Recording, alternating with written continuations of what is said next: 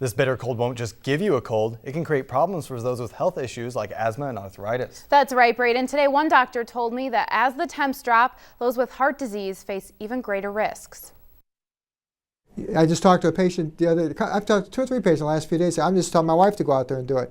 You know, these people are in their 70s. Their wife probably has some atherosclerosis, some hardening of their arteries, and they may have some blockage too. Well, they may die out there. Dr. Tom Cahill is a cardiologist at Sarah Bush Lincoln Health Center and has handled cases where a person is shoveling and has a sudden heart attack. Found him face down in the snow, and luckily he lived through it.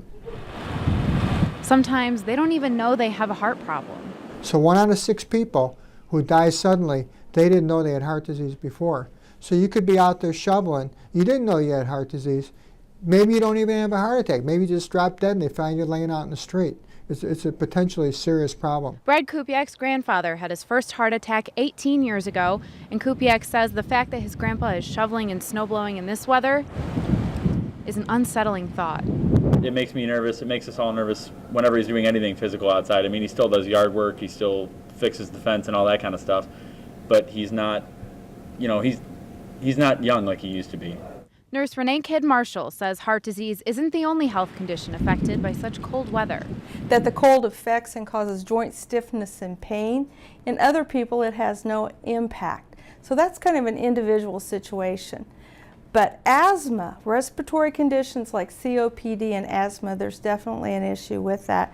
So you're breathing in the cold air and you become constricted and the airways narrow, so it can trigger an asthma attack. But she also has another concern. It takes literally 30 minutes for frostbite to really occur.